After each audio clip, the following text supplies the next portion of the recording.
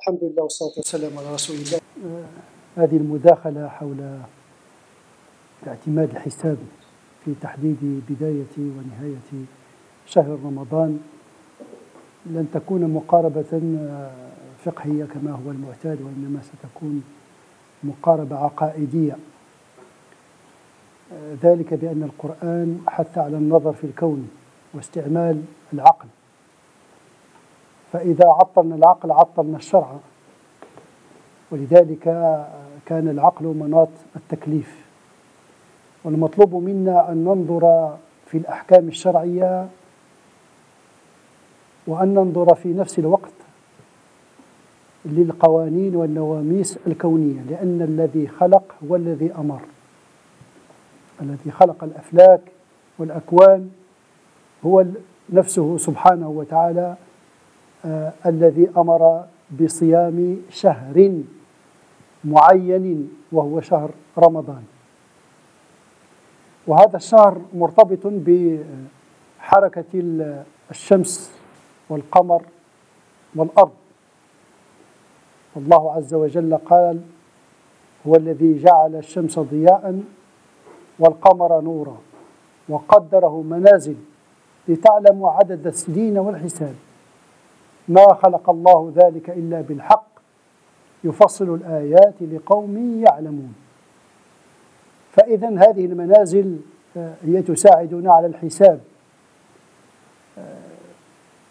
بيد أن بعض الناس يعتقدون أن أمية لا نكتب ولا نحسب، فخلطوا وصف النبي صلى الله عليه وسلم لأمته، لذلك كان وضعهم لا يقرؤون ولا يحسبون، فجاء الأمر بالرؤيا لأنها الوسيلة الأيسر على الناس آنذاك كما قال ابن حجر في الفتح. فإذا لا ينبغي لنا أن نخلط الوسيلة بالمقصد. المقصد أن نصوم شهرا كاملا، والنبي صلى الله عليه وسلم قال: الشهر هكذا وهكذا، يعني 29 يوم أو 30 يوما، لكنه أرشد إلى الوسيلة المتاحة آنذاك. والذي يهمنا الآن أن نربط الحكم الشرعي بالقانون الكوني.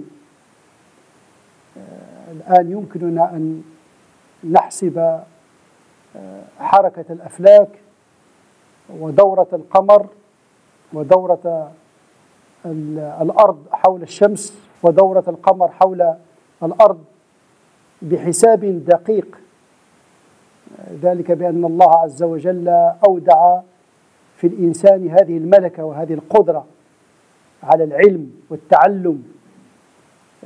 سنريهم آياتنا في الآفاق وفي أنفسهم. فهذا الاكتشاف لهذه العلوم الحقة التي تثبت لنا بدقة المنازل والحساب ودورة القمر على الأرض ودورة الأرض على الشمس وخط الاقتران، كل ذلك حسابه يتم بدقة خارقة. فإذا إذا تغير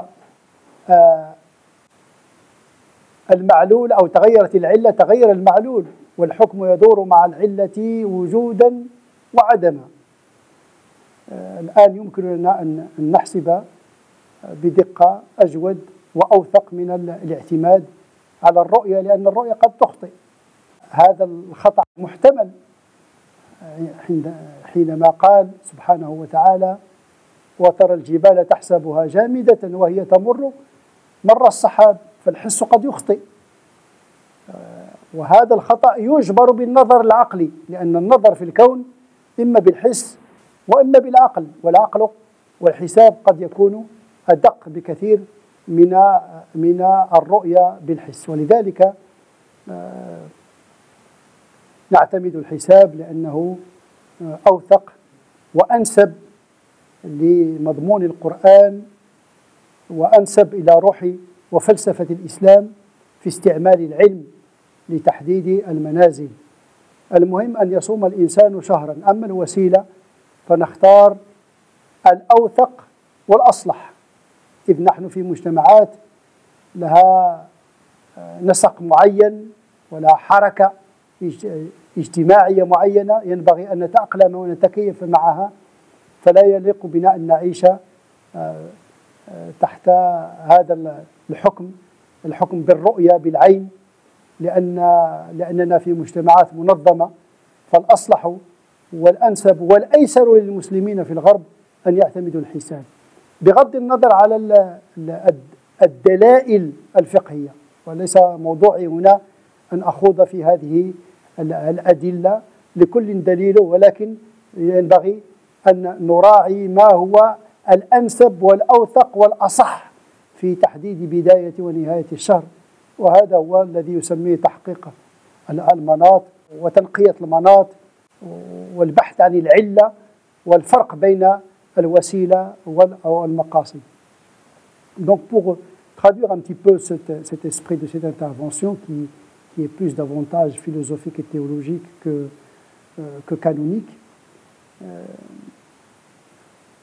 le but c'est de rappeler que l'islam est une religion qui appelle à l'exercice de la raison, à l'exploration des lois d'Allah subhanahu wa ta'ala qu'il a déposées dans la nature, car nous croyons que celui qui a créé les lois astronomiques, biologiques et physiques, c'est le même qui nous a révélé des lois morales et des lois cultuelles.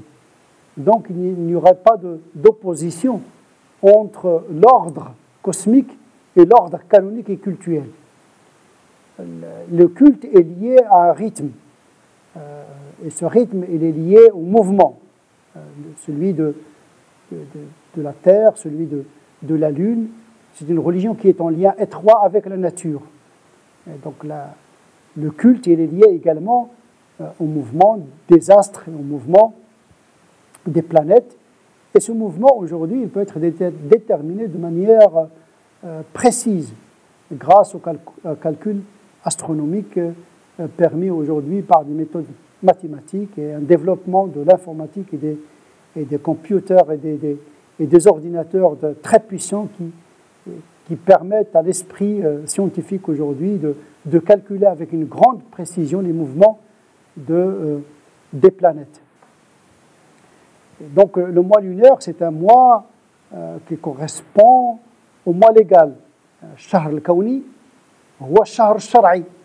Cette dichotomie entre ces deux répertoires fait que la science est dans un monde et les lois cultuelles et morales sont dans un autre, ce qui n'est pas conforme à l'esprit du Coran, parce qu'il y a une harmonie entre le rythme des planètes également et les rythmes et le temps spirituel, notamment le temps du jeûne du mois de Ramadan. Donc pour nous, on ne fait pas de distinction entre Ash-Shahr al-Shar'i, le mois légal et canonique, et Shahr al-Falaki, c'est-à-dire le mois astronomique. Nous sommes dans une religion qui fait l'apologie de la connaissance scientifique. La raison, c'est un don de Dieu, et le calcul permis par les moyens développés aujourd'hui nous permettent de déterminer avec précision le début et la fin du mois de Ramadan. Je vais laisser de côté les considérations et les détails canoniques qui se réfèrent à des textes. On peut avoir multiples interprétations à ces textes qui sont ambivalents, hein.